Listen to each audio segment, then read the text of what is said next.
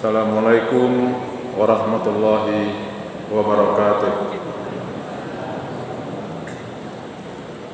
Alhamdulillah bini'matihi tatimmus shalihat. Asyhadu an la ilaha illallah wahdahu la syarikalah wa asyhadu anna Muhammadan abduhu wa rasuluh la nabiyya ba'da. Bapak-bapak, ibu-ibu, adik-adik dan anak-anak kami jemaah tarwih rahimakumullah. Bersyukur kita kepada Allah, alhamdulillah kita diberi oleh Allah rahmat dengan bulan Ramadan dan kita bisa melaksanakan ibadah puasa dengan aman dan nyaman. Tapi sangat disayangkan ya, beberapa hari yang lalu terganggu juga kenyamanan umat Islam ya di beberapa negara gara-gara dua manusia yang merasa paling hebat, satu Netanyahu, yang kedua Donald Trump ya. Sehingga berpengaruh Bapak dan Ibu, umat Islam yang ingin melaksanakan umrah di bulan Ramadan ini sekarang penerbangan ditutup ke Jeddah. Dan umat Islam yang mau pulang dari Jeddah ke berbagai negara, penerbangan juga ditutup. Kita umat Islam tidak pernah dalam sejarah kalau orang-orang non-muslim melakukan ibadah, tidak ada sejarah mencatat bahwa umat Islam itu membuat kekacauan. Tapi kenapa kok tiba di umat Islam? Itulah dilakukan oleh orang Israel, oleh orang-orang ya sebahagian dari orang Amerika. Salawat dan salam tidak lupa pula kita mohon kepada Allah, semoga Allah curahkan untuk kasihnya Nabi Muhammad sallallahu alaihi wasallam. Bapak Ibu, waktu kita hanya 20 menit atau 25. Kita bersyukur menjadi manusia, karena dari sekian banyak makhluk Allah itu yang paling sempurna itulah manusia. Di mana letak kesempurnaan kita? Kita dibekali oleh Allah dengan akal, diberi oleh Allah hawa nafsu, sementara ada makhluknya yang hanya nafsu saja, akal tidak ada. Ada pula makhluk Allah yang punya akal saja tapi tidak punya nafsu. Tapi kita lengkap, akal, nafsu. Tapi sungguh pun begitu Bapak dan Ibu, tantangan kita sebagai manusia memang berat. Oleh karena berat, maka balasan dari Allah sangat besar. Kita hidup di dunia ini paling kurang dua musuh kita Bapak dan Ibu. Satu di luar, satu lagi di dalam. Yang di luar musuh kita adalah iblis dan setan. Yang di dalam, yang selalu kita bawa dan itu menjadi perangkat ya hidup kita, itulah hawa nafsu. Nah, kedua-dua ini merupakan tantangan bagi setiap muslim. Bapak dan Ibu jemaah tarwih rahimakumullah, mari kita coba ya lihat dalami. Pertama, musuh kita dari dalam dulu, yaitu hawa dan nafsu. Menurut para ulama, nafsu kita itu ada pula level-levelnya, ada pula macam-macamnya. Yang pertama ada namanya nafsu ammarah. Inna nafsa la ammaratun bisu, kata Allah. Ada nafsu ammarah yang kerjanya adalah mendorong-dorong kita untuk yaitu berbuat kejahatan. Itu ada pada diri kita Bapak dan Ibu. Salah satu cirinya adalah pemarah, parabo, pemberang. Itu nafsu amarah itu yang berperan. Dari anak-anak pun sudah ada ya nafsu marah tadi. Anak umur 3 tahun lah pandai lo nyoberang merabu. Apalagi orang yang sudah dewasa. Bapak dan Ibu, marah itu merupakan bawaan manusia.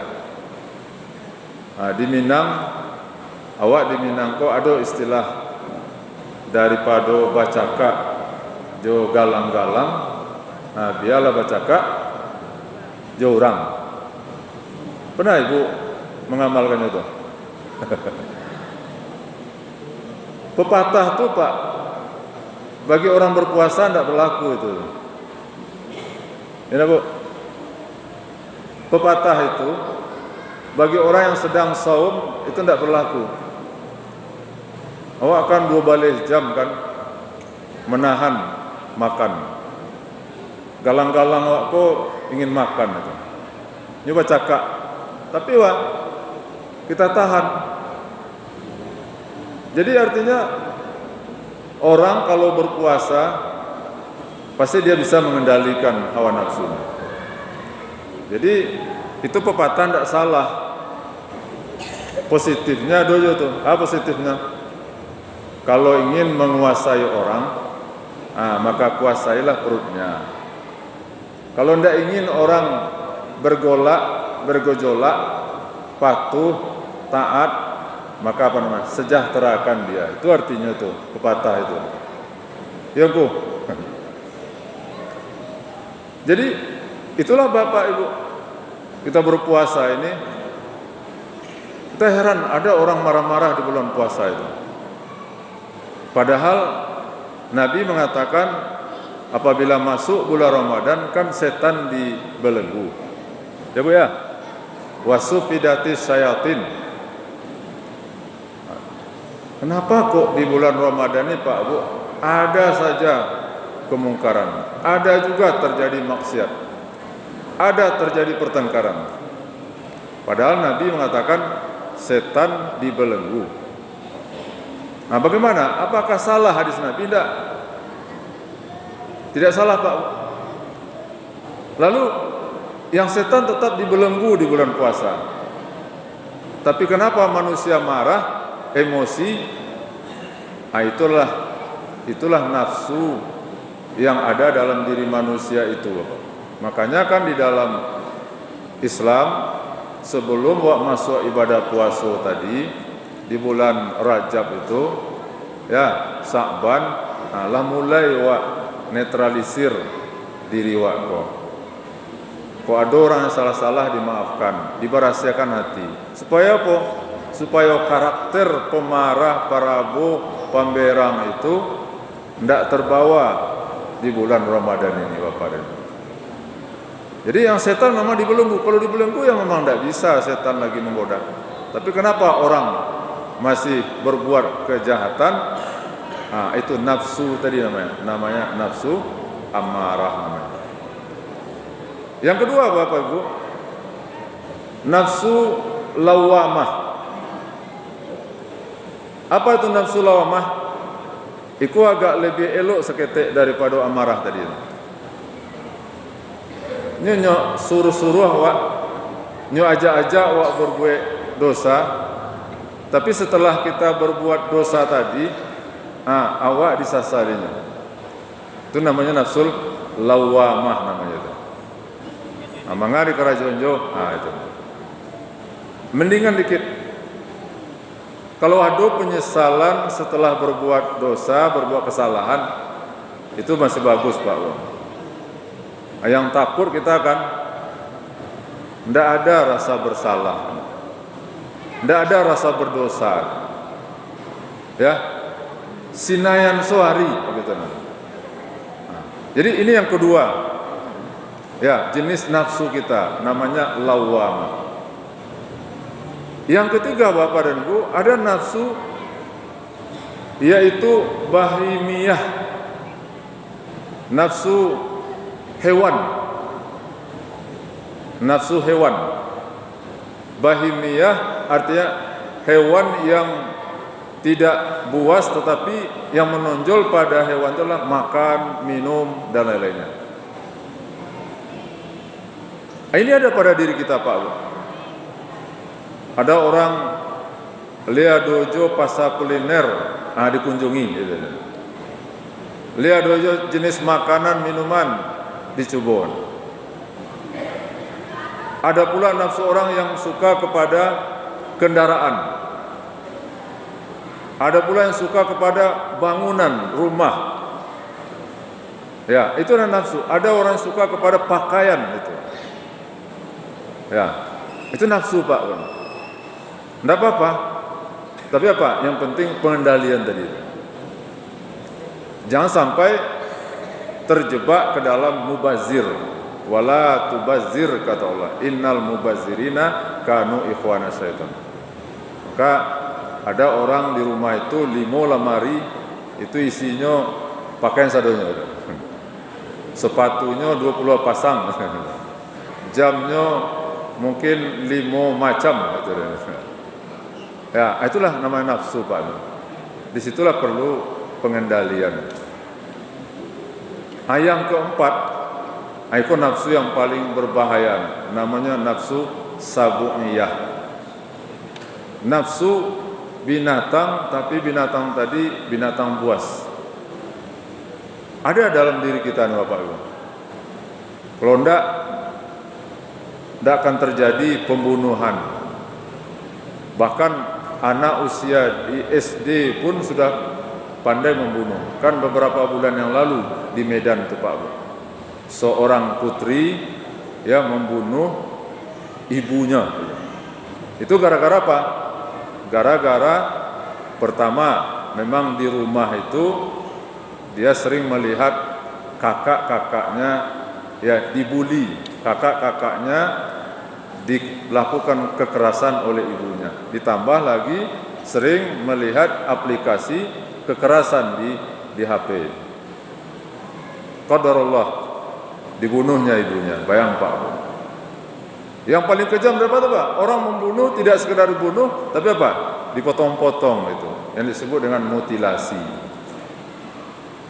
Itu namanya nafsu ya sabu'iyah. Bapak dan Ibu. Lalu ada satu nafsu ya yang paling terhormat, dan itulah Ramadan ini sebenarnya mengantarkan kita agar kita memiliki nafsu yang terakhir ini yang disebut dengan nafsu mutmainnah. Apa itu nafsu mutmainnah? Nafsu yang terkendali, nafsu yang tenang, nafsu yang tidak meledak-ledak. Kalau dapat nikmat dia bersyukur. Kalau dapat ujian dan musibah dia bersabar. Kalau dia sudah berusaha dengan semaksimal mungkin, lalu dia bertawakal. Kalau yang diharapkannya tidak sesuai menurut ya yang diharapkan, pemberian Allah tidak sesuai menurut yang dia inginkan, maka nafsu tadi dia ridho.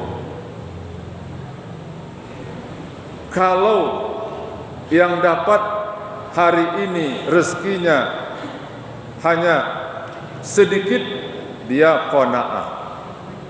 Itu yang disebut dengan nafsu mutmainnah. Ramadan inilah, Pak Bu, ibadah puasa inilah yang membuat mengangkat nafsu kita menjadi nafsu mutmainnah, nafsu yang tenang. Itu yang pertama, Bapak dan Ibu, tantangan kita sebagai manusia ini. Kalau menjadi malaikat itu enak tuh. Makanya malaikat itu tidak pernah berbuat dosa. Kenapa? Karena malaikat tidak punya nafsu. Tapi kita tidak. Manusia bisa posisinya lebih tinggi dari malaikat. Kenapa? Karena kita manusia ini mengalami ujian, mengalami tantangan dalam hidup. Salah satu tantangan kita adalah nafsu yang ada di dalam diri kita ini. Nah, pertanyaannya Pak Bu, bagaimana caranya supaya kita tidak dikendalikan oleh hawa nafsu? Resepnya dari Nabi kita, amalkan nih Pak Bu. Sebuah zikir yang diajarkan oleh Nabi. Terutama zikir ini kita baca antara azan dan qomat. Apa bunyi zikirnya? Wala takilni ila nafsi tarfatan ain. Ya Allah, jangan engkau biarkan diriku ini dikuasai oleh hawa nafsuku walaupun sekejap mata. Bacalah Pak Bu, ulang-ulangilah zikir ini antara azan dan qomat. Kenapa? Karena untuk bisa kita selamat dari pengaruh nafsu yang lawamah, amarah, dan bahimiyah sabunnya tadi, kita juga butuh pertolongan dari Allah. Yang kedua Pak Bu, tantangan kita sebagai manusia adalah syaitan. Setan. Allah mengatakan, inna syaitana lakum aduwwam mubin. Setan itu bagi kamu adalah musuh. Jangan sekali-kali berteman dengan setan. Tapi apa? Setan itulah musuh. Jadikan setan itu selama-lamanya menjadi musuh. Kenapa? Sejarah sudah membuktikan Pak.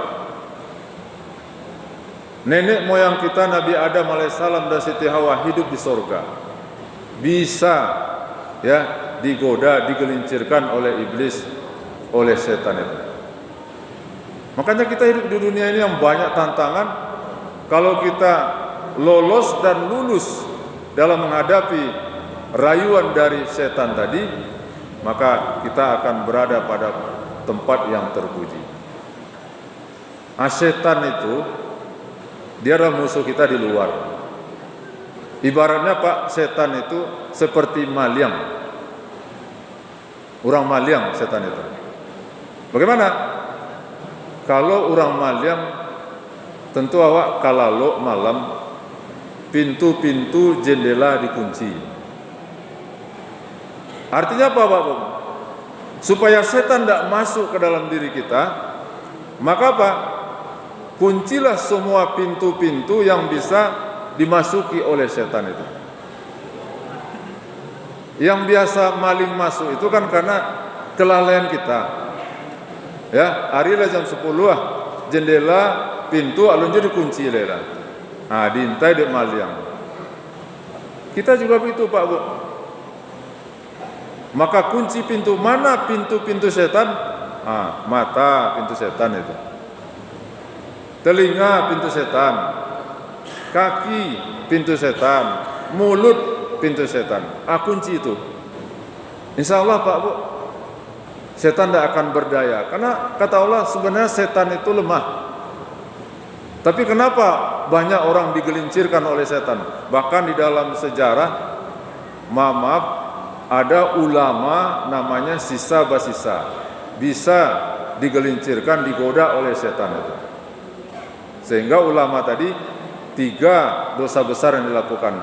Pertama, minuman miras. Yang kedua, maaf, berzina. Yang ketiga, membunuh. Tapi apa? Kalau kita lemah Bapak. Nah, oleh karena itu setan adalah merupakan tantangan bagi kita, musuh bebuyutan kita. Oleh karena apa? Harus pandai kita mengendalikan diri kita dari pengaruh, dari godaan setan. Karena setan itu, iblis itu sudah punya pengalaman Pak.